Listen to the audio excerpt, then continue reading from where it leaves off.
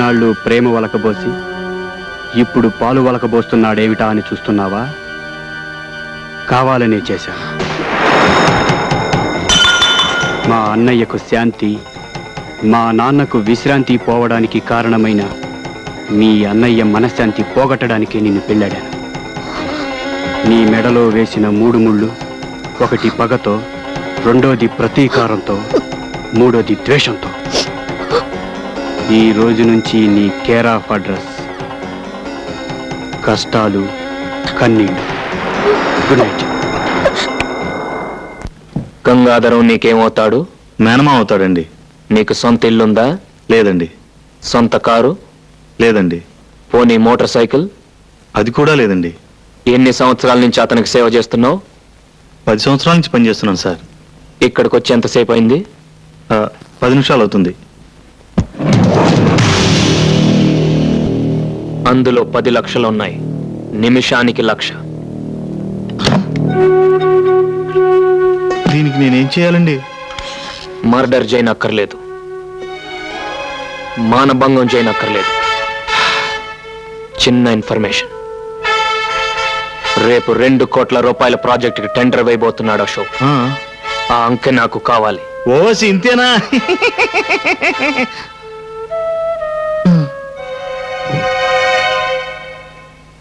చిచ్చి, నిన్నటిదాకా పాలు పెరుగు అమ్ముకున్న రాజాగాడు ఇవాళ మనతో పోటీ పడి గెలిచాడు. ఇన్నేళ్ల నా అనుభవం, తెలివితేటలు బూడిదలో పోసిన పన్నీరు అయిపోయాయి. రేపటి నుంచి మార్కెట్లో ముఖం ఎలా చూపించాలో అర్థం కావట్లేదు. 2 కోట్ల కాంట్రాక్ట్ కొట్టేశాడు.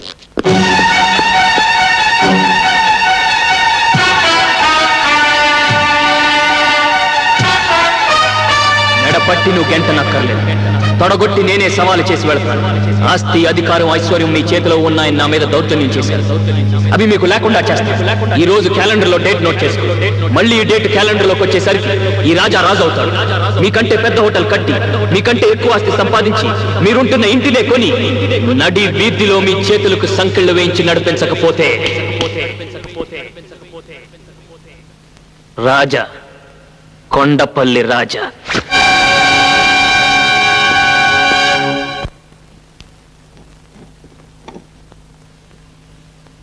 ఏంటిది? అరటికాయ కూరండి. తీసుకెళ్ళి మీ అన్నయ్యకి పెట్టు.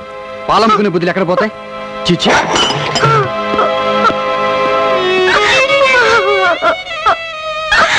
రెస్పెక్టెడ్ బిడ్డర్స్, వేలం ప్రారంభించబడుతోంది.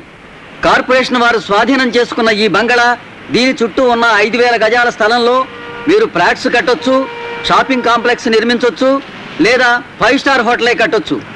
దీనికి సర్కారు వారు నిర్ణయించిన కనీస ధర 1 కోటి రూపాయలు.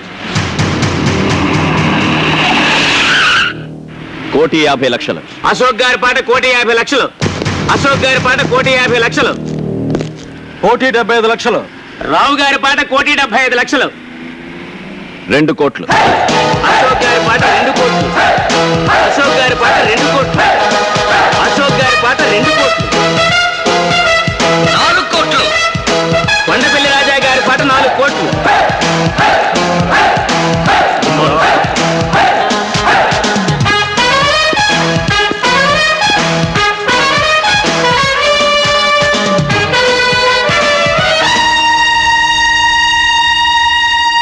కొండపల్లి రాజా గారి పాట 4 కోట్ల రూపాయలు. 5 కోట్లు. అశోక్ గారి పాట 5 కోట్లు.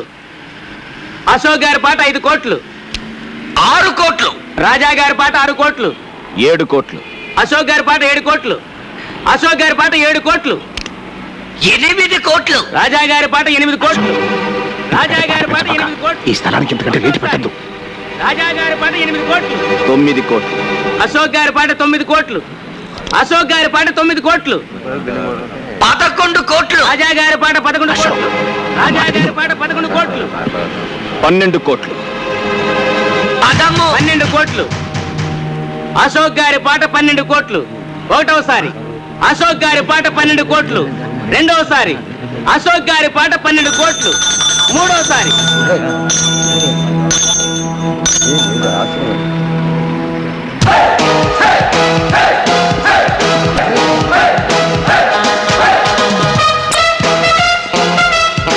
ముద్దు. పుణ్యాత్ముల కోసం కట్టేది దేవాలయం, పాపాత్ముల కోసం కట్టేది శివాలయం. మేధావులు పొందేది పురస్కారం, మూర్ఖులు పొందేది తిరస్కారం. ఆవేశపరుడు తెచ్చుకునేది ముప్పు, ఆలోచన పరుడు తెచ్చుకునేది మెప్పు. 3 కోట్ల ఆస్తిని 12 కోట్లకు పాడినవాడు గెలిచినట్ట, ఓడినట్ట. ఇక్కడ జరిగింది వేలం పాట, కానీ కొనసాగింది ఈ రాజా వేట. రేయ్, బిల్డింగ్ కట్టడమే కాదురా, కోల్చడం కూడా తెలిసిన వాడిని. తీరబండి.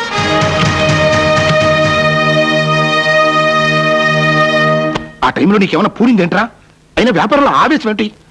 పొద్దున్నవాడు ఎవడైనా 3 కోట్లు విలువ చేసే ఆస్తిని 12 కోట్లకు పడతాడా?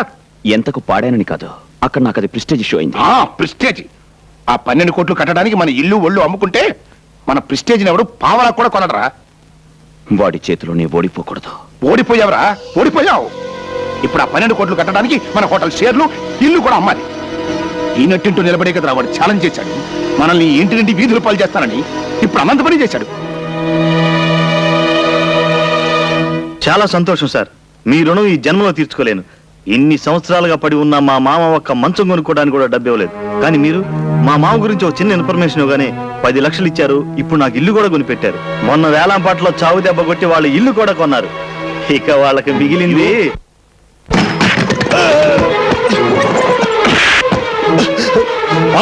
నన్ను ఎందుకు కొడుతున్నావు? తిన్నింటి వాసాలు లెక్క పెడతావరా? సొంత మావయ్యకే ద్రోహం చేస్తావరా? అంటే ద్రోహమా? మీ నాన్న చేసే వ్యాపారం గురించి రాజాకు చెప్పటమే నేను చేసిన ద్రోహం అయితే, ఖాళీ స్టాంపు కాగితాల మీద రాజా చేత వేలు ముద్రలు వేయించుకొని మొత్తం స్థలం కొట్టేశాడే మీ నాన్న, దాన్నేమంటారు? మీ హోటల్ పక్కన దిష్టి బొమ్మలా ఉందని వాళ్ళు దేవాలయంలా చూసుకునే ఇంటిని రాత్రికి రాత్రే కూల్పించేశాడే మీ నాన్న, దాన్నేమంటారు? మీ ఇద్దరి స్నేహం చెడగొట్టడానికి, హోటల్లో పార్ట్నర్షిప్ ఎగ్గొట్టడానికి తన మీద చేయి చేసుకునేలా రాజాని రెచ్చగొట్టాడే మీ నాన్న, దాన్నే అంటారు. రాజా మీద పగ తీర్చుకోవడం కోసం మీ తమ్ముడితో అతని చెల్లెల్ని ప్రేమించినట్టు నటించమని చెప్పి పసుపుతాడు పేరుతో ఉరితాడు బిగించాడే మీ నాన్న, దాన్నే అంటారు. మీరు స్నేహద్రోహం చేయొచ్చు, మేము స్వామి ద్రోహం చేయకూడదు.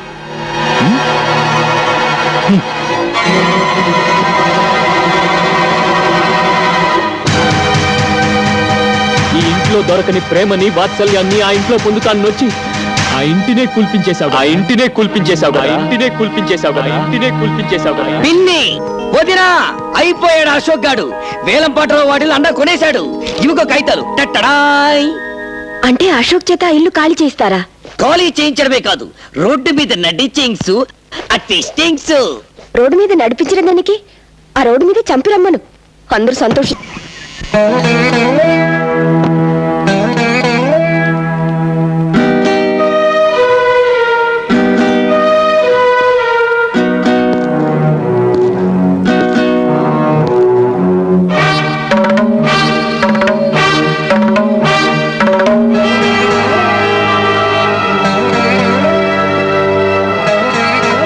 ఈ దస్తావేజులు తీసుకెళ్లి అశోక్ ఇచ్చారా?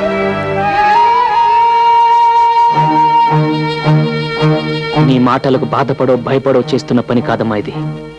మనస్ఫూర్తిగానే ఇస్తున్నాను, తీసుకో. అదేంటన్నా తిరిగి ఇచ్చేయడానిక మన ఇన్నాళ్ళు ఇన్ని ఫైటింగ్లు ఇన్ని ఛాలెంజ్లు చేసింది? గెలవగలను అని నిరూపించటానికే గాని గెలిచి వాడిని వీధుల పాలు చేయటానికి కాదురా ఛాలెంజ్ చేసింది. పశువునే ప్రేమించే ఇది మనిషిని ఎందుకు ద్వేషిస్తుంది?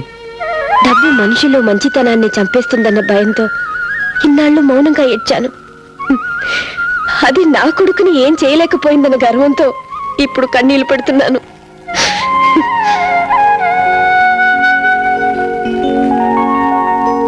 మీరు నాకు అర్థం కావడం లేదు.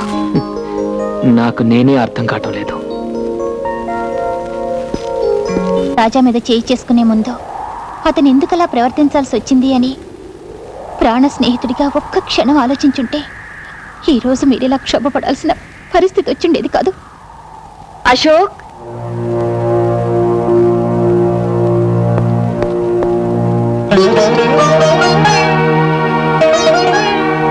ఏమండి, నేను మిమ్మల్ని అమ్మ అని పిలవచ్చా? అమ్మా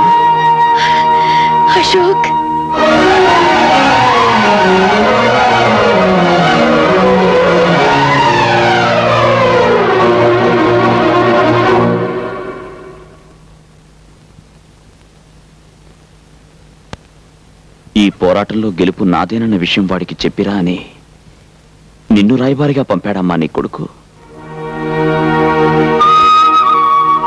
ఇల్లు ఖాళీ చేయమని తన నోటితో తను చెప్పలేక నిన్ను మధ్యవర్తిగా పంపించాడమ్మా నీ కొడుకు.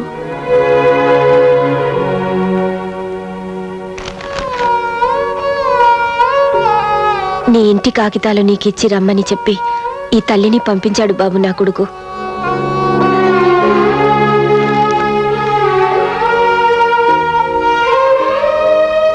వాడి మీద గెలవాలని కోరుకున్నానే తప్ప వాడు వీధుల పాలైతే నేను భరించలేనని చెప్పి ఆ దస్తావేజులు నీకిచ్చి రమ్మన్నాడు బాబు నా కొడుకు.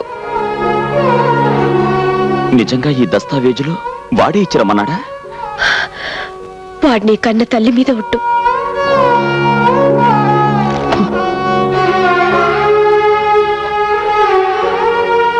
మేం పేదవాళ్ళం బాబు, మాకు ప్రేమించడం తప్ప ద్వేషించడం తెలియదు. చాలమ్మా చాలు. రాజా చేత తెల్ల కాగితాల మీద వేలిముద్రలు పెట్టించుకున్న విషయం నిన్నటిదాకా నాకు తెలియదంటే నువ్వు నమ్ముతావా? మీ ఇల్లు మానాన్నే పడగల విషయం నిన్నటిదాకా నాకు తెలియదంటే నువ్వు నమ్ముతావా? ఈ విషయం తెలిసిన క్షణం నుంచి నేనెంత కుమిలిపోతున్నాను. రాజా పట్ల నేను చేసిన తప్పును తెలుసుకుని ఎంత నరకం అనుభవిస్తున్నానో ఆ భగవంతుడికే తెలుసు. అమ్మా, తల్లి లేని నేను ఈ తల్లి మీద ప్రమాణం చేసి చెప్తున్నాను, నేను చెప్పేది నిజం అమ్మా. అమ్మాయి ఒక్క మాటనమ్మా.